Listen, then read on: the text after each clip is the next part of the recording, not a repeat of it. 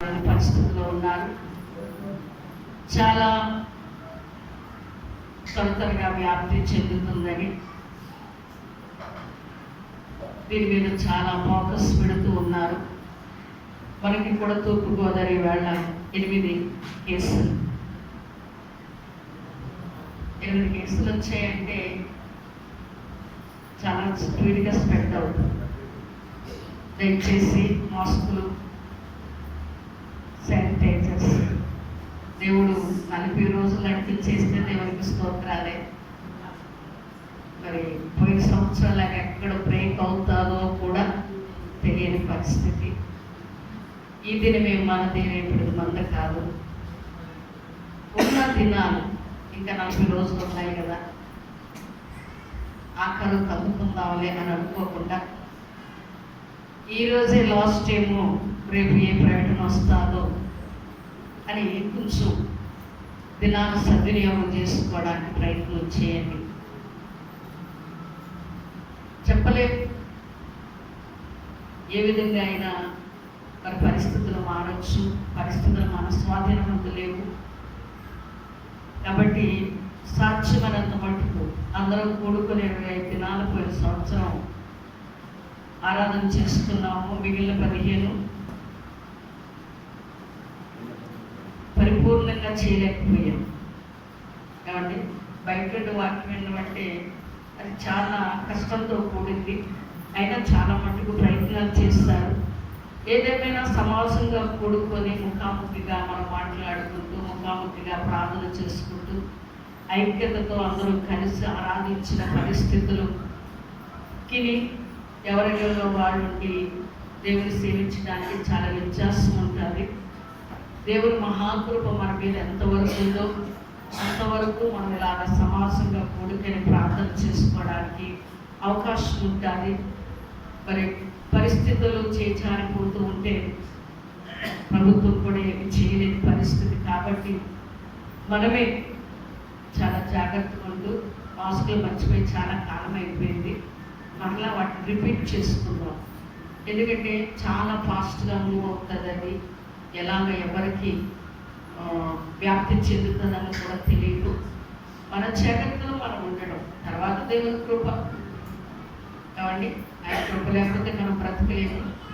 మన బాధ్యత కూడా మనం నిర్వర్తించాలి. రేపటి నుంచి కంపల్సరీ మాస్కులు ధరించి మనము ఆరాధన చేసుకోవడానికి ప్రయత్నం చేద్దాం.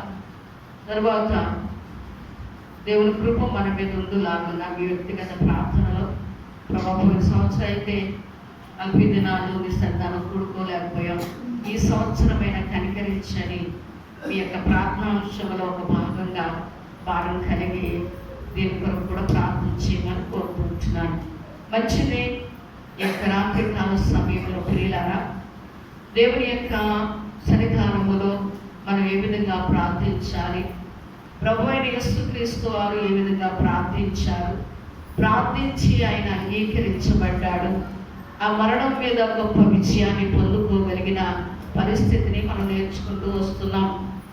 ఆయన మానవుడిగా శరీరధారిగా లోకానికి వచ్చిన ప్రభు మనలాగనే రోదనతోనూ కన్నీళ్లతోనూ ప్రార్థన యాచనలతో దేవునికి సమర్పించుకుంటూ వచ్చాడంట. అది చేస్తే సరిపోతా అనేది అక్కడ వ్రాయబడిన మాట. ఆయన భయభక్తులు కలిగి ఉన్నాడు. ఇన్ని చేసిన, రోదన చేసిన, కన్నీళ్లు విడిచిన, ప్రార్థన చేస్తున్న, యాచన చేస్తున్న భయభక్తులు లేకపోతే, ఏమండి, భయభక్తులు లేకపోతే మనం ఏమవ్వమండి?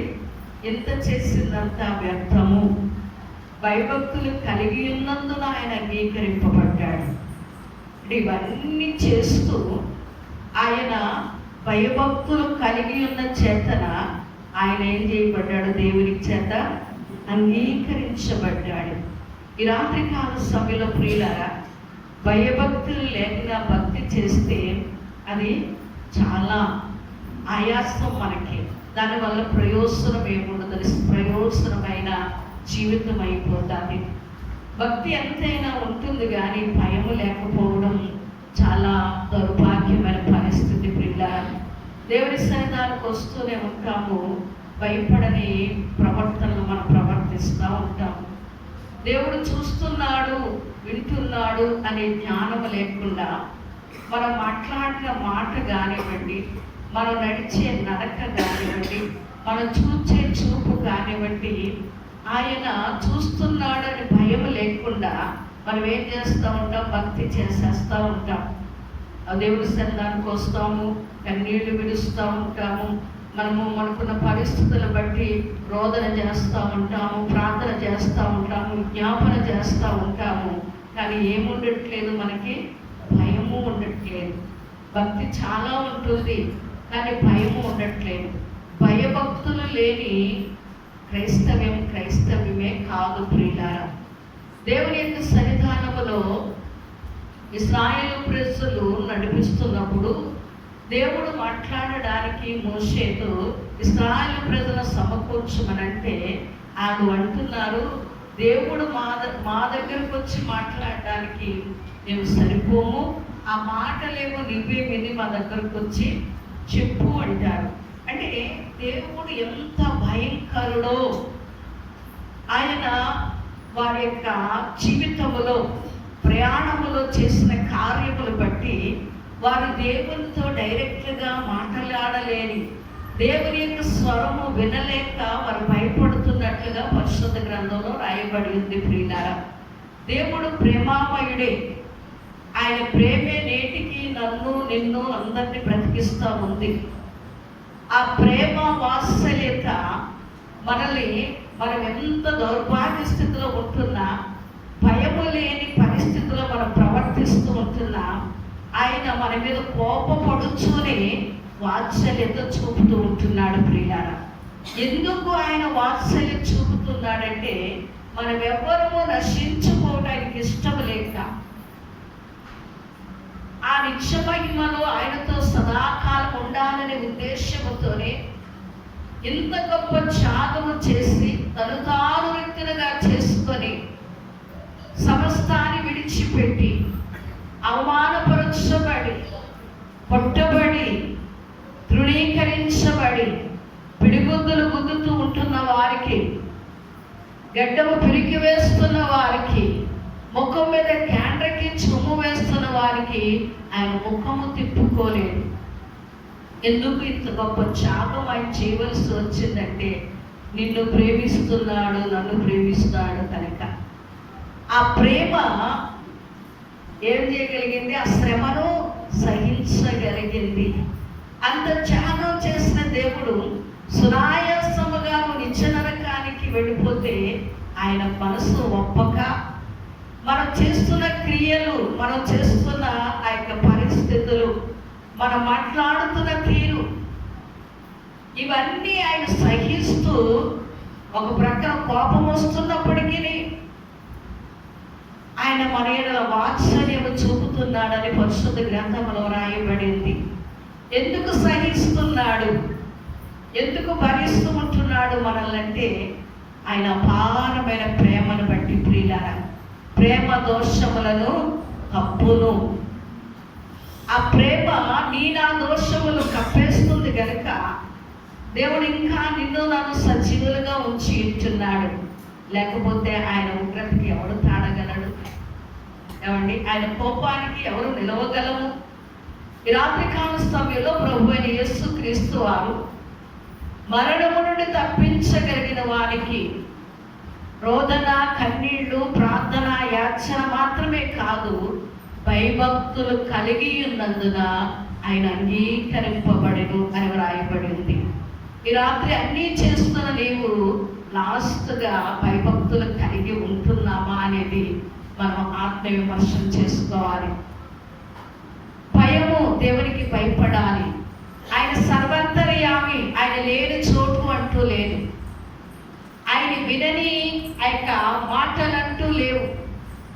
ప్రతి మాట ఆయన వింటున్నాడు. మనం చేస్తున్న ప్రతి పని చూస్తున్నాడు. రహస్యంగా చేస్తున్న మన బ్రతుకులను ఆయన చూస్తూ ఉంటున్నాడు. మనం మాట్లాడుతున్న మాటలు ఆయన వింటూనే ఉన్నాడు ప్రియులారా, వింటూనే ఉంటున్నాడు. అన్యాయముగా అక్రమముగా ఉన్నవి లేనివి మాట్లాడుకుంటూ మనం మాట్లాడుతున్న ప్రతి మాటకి మన లెక్క అప్పచెప్పవలసిన వారమై ఉంటున్నాము. ప్రతి మాటను తూచి మాట్లాడాలి. ప్రతి మాట అనాలో అనకూడదు. ఇది నేను అంటే ఈ మాట అంటే ఎంతవరకు సమంజసం?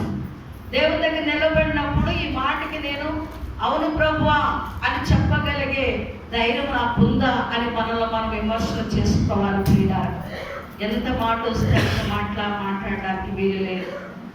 ఏది పడితే అది మాట్లాడండి. అక్కర్లేని విషయాలు మనకు అనవసరం. మన మాటలు చాలా మితంగా ఉండాలని, అందుకే ఒక్క నోరే దేవుడు మనకి ఇచ్చాడని గత కాలంలో నేను వాక్యం ద్వారా నేను జ్ఞాపకం చేశాను. ఈ రాత్రి కాల సమయంలో భయభక్తులు కలిగి ఉండాలి. భయభక్తులు కలిగి ఉన్న వ్యక్తులను ఏ విధంగా ఆస్వాదించబడ్డారు, ఏ విధంగా అంగీకరించబడ్డారు అని అంటే, మనకి భయభక్తులు కలిగిన వ్యక్తి అనగానే మొట్టమొదటి మనకు జ్ఞాపకం వచ్చేది యోబు. ఆ యోబు గ్రంథం 1వ అధ్యాయం 1వ వచనములో ఆ యొక్క మాటను మరొకసారి చదువుకుందాం. ఎందుకంటే ఈ మాటలు మీకు కంఠస్థం వచ్చేసాయి. ఈ మాటల గురించి మాస్టర్ వాక్యం చాలా వివరంగా మీకు నేర్పించారు. యోబు గ్రంథము 1వ అధ్యాయం 1వ వచనం. ఊజు దేశమునందు యోబు అను ఒక మనుష్యుడుండెను. అతడు యథార్థవంతుడును న్యాయవంతుడునై యెహోవా యందు భయభక్తులు కలిగి చెడుతనమును విసర్జించిన వాడు. భయభక్తులు కలిగి ఉండడం అంటే ఏంటి? భయభక్తులు కలిగి ఉండడం అంటే ఏంటి? గడగడా మునిగిపోవడమా? ఏమండి, ఎక్కడ లేని వినయాన్ని మనం ప్రదర్శించడమా? భయభక్తులు అంటే చెడుతనమును విసర్జించుట. ఏంటండి? చెడుతనమును విసర్జించుట. చెడుతనమును విసర్జించినట్లయితే ఆటోమేటిక్గా మన జీవితంలో మనకి భయభక్తులు వచ్చేస్తాయి. కష్టపడి నేర్చుకోవాల్సిన పని లేదు. వాటి కొరకు మనము కృషి చేయవలసిన పని లేదు. భయభక్తులు కలిగి ఉండాలంటే ఏం చేయాలా అని చెప్పి మనం ప్రాక్టీస్ చేయవలసిన పని ఏమీ లేదు. ఏమండి, తపస్సులు చేయవలసిన పని లేదు. లేదా దాని కొరకు ప్రత్యేకంగా ప్రార్థన చేసి ప్రభువా నాకు భయభక్తులు నేర్పించని చెప్పవలసిన అవసరం లేదు. భయభక్తులు అంటే చెడుతనమును విసర్జించడం. చెడును ఎప్పుడైతే మనము దూరం చేస్తూ వస్తున్నామో మనము దేవునికి భయపడుచున్నాము అని అర్థం. ఇక చెడుని మనం కంటిన్యూ చేస్తున్నామంటే దేవుడంటే భయము లేని జీవితాలు. కాబట్టి దేవుని సన్నిధానికి వస్తాము, అన్ని ప్రాంతాల్లోనూ కూడుకుంటాము, అన్నీ చేస్తాము, కానీ చెడుతనాన్ని మాత్రము విసర్జించము. దానినే మనము కొనసాగిస్తూ మనం భక్తి చేసేస్తూ ఉంటున్నాం. అటువంటి భక్తి దేవునికి అవసరం లేదు. ప్రియులారా, యోబు యథార్థవంతుడును న్యాయవంతుడును, ఏమంటే దేవుని యందు భయభక్తులు కలిగిన వాడైంది. ఆయన ఏం చేస్తాడంట? చెడుతనమును విసర్జించాడంట. చెడుతనమును విసర్జించాడు. ఈ దినాన మనం ఇట్టి రీతిగా కూర్చొని దేవుని వాక్యాన్ని ఆయా దైవ సేవకులు చెబుతున్నారు, మనం వింటున్నాము, అర్థం చేసుకోగలుగుతున్నాం. మరి యేసేపు ఎవరి కాలంలో ఉన్నాడు? మరి ఆయన ఏ వాక్యము లేదు. ఏమంటే ఇలాంటి వాక్యాలు కూర్చోబెట్టి బోధించే దినాలు కాదు ఆ దినాలు. మరి ఏ విధంగా ఆ యొక్క చెడుతనాన్ని విసర్జించగలిగి ఉన్నాడు? తన యొక్క వాతావరణం, తన పరిస్థితులు మనం ఆలోచన చేస్తే ప్రియులారా, అన్నలందరూ చెడుతనం చేస్తున్నట్టుగా పరిశుద్ధ గ్రంథంలో రాయబడింది. వారి చెడు పనులన్నీ తండ్రికి తెలియజేస్తూ వచ్చాడు యేసేపు.